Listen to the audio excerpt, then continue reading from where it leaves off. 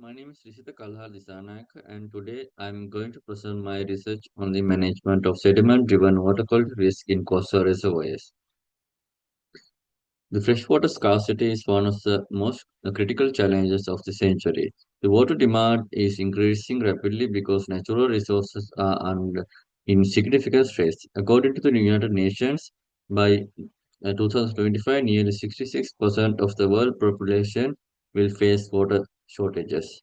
The main reasons behind the shortage include population growth, deforestation, pollution, and climate change.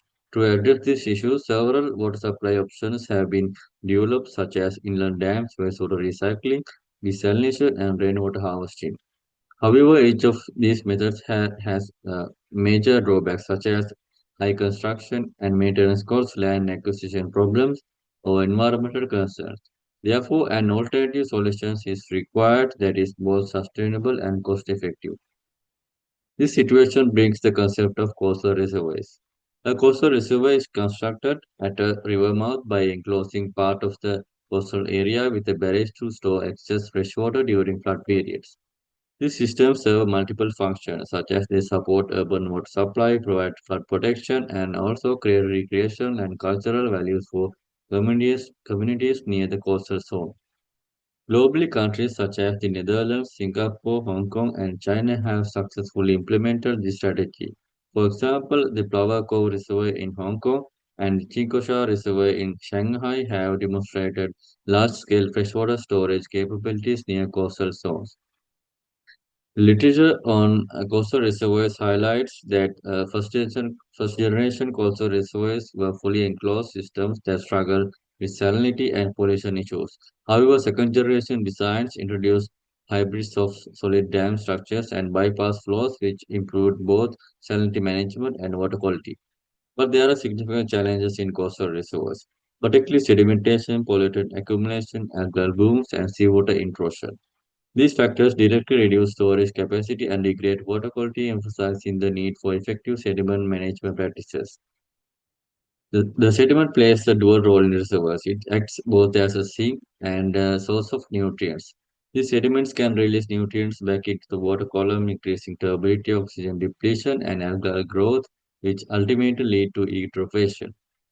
To manage this, multiple strategies are used. Catchment management includes afforestation and check dams, hydraulic operations to remove reroute sediments, mechanical methods like dredging and desilting, methods such as resuspension traps, which are controlling internal pollution more efficiently and at a lower cost.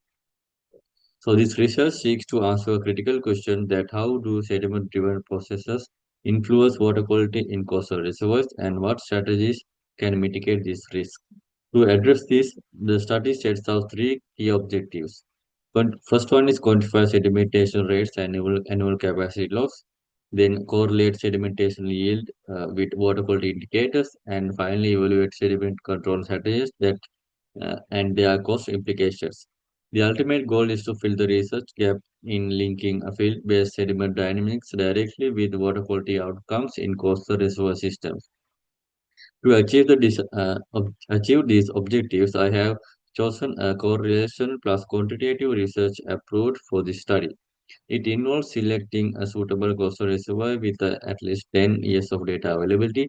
The data will include bathymetric surveys to determine storage loss and long-term records of key water quality parameters such as turbidity, TSS, dissolved oxygen, for chlorophyll A, and nutrient levels.